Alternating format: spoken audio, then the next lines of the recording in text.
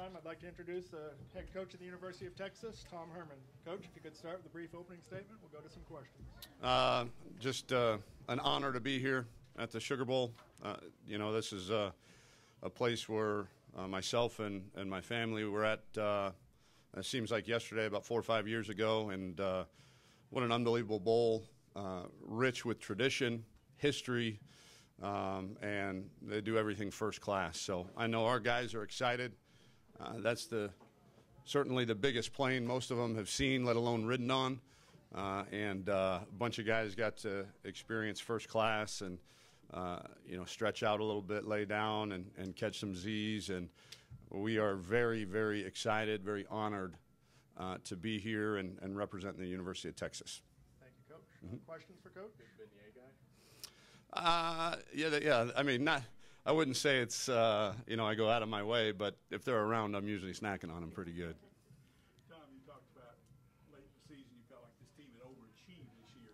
Are you still saying that to them and saying that about them, or do you want them to go into this game with the mindset, hey, we're the equal of these guys? Oh, I don't think when you say overachieve, you imply that you're not equal. I think what I mean by that is that we're winning games on toughness. We're winning games on attitude, physicality. We're winning games this season certainly because we genuinely love the guy next to each other, and we don't want to let them down, and that motivates us much more powerfully than if you were motivated by self-centered motivations. And so, no, we know that our best is good enough. It always has been.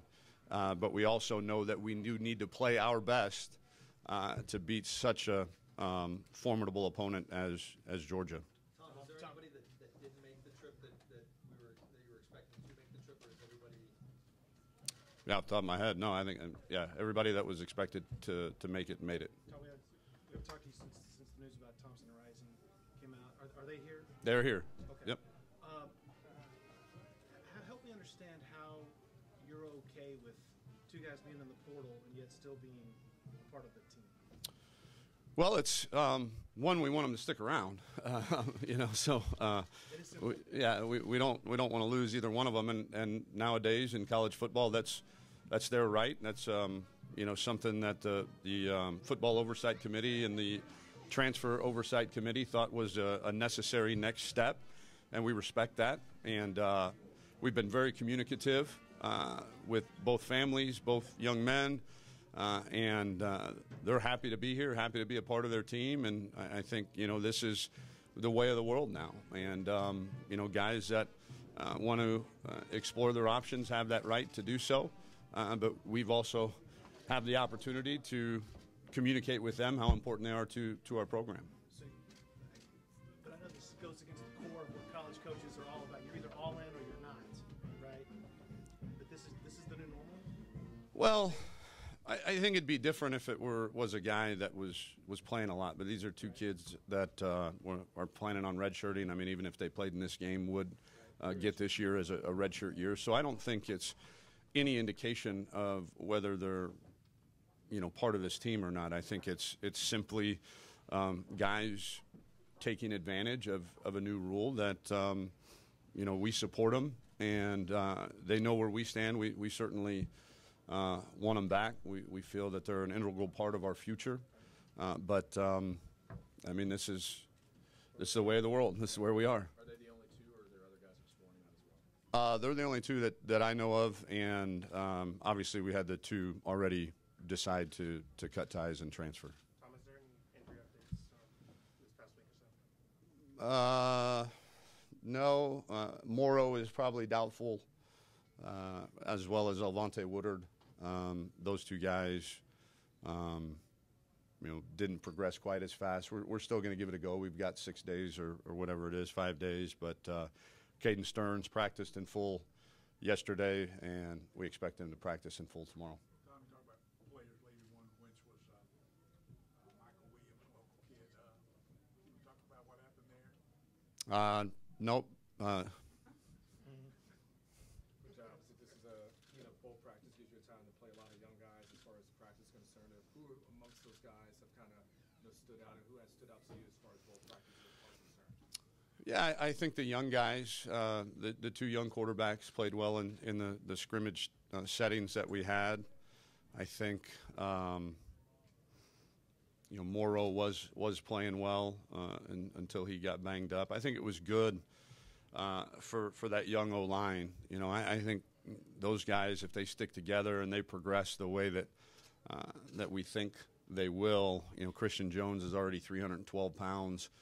Rafidi Gurmai is 300 pounds and can move and bend and is explosive. Reese Moore is teetering right around 300 pounds. I know I'm forgetting one. Junior Angilau has been, he's been practicing with the twos, so he gets a ton of reps. So those guys stick out a bunch just because it's such meaningful reps, because for the entire year they've been, reading off of a card, and now they get these extended practices of actually running our offense in our terminology, using our blocking scheme. So was impressed with their development. Time for one more here. Say it again.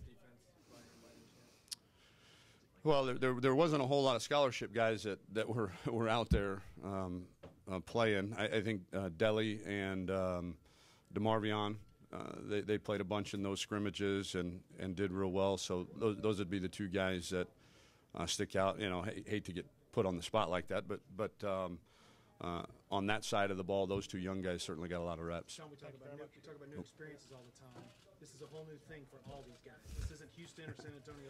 What'd you tell them about New Orleans, going out at night, minding yourselves, watching others, all that stuff? Yeah, I said, our staff is full of guys that have been here, and we've won, games here, and not just here in the Sugar Bowl, but, in New Year's Six games, playoff games, and we've also seen the flip side of that as well. And so we do want them to enjoy it. They've earned this, and this is a tremendous bowl game in a tremendous city.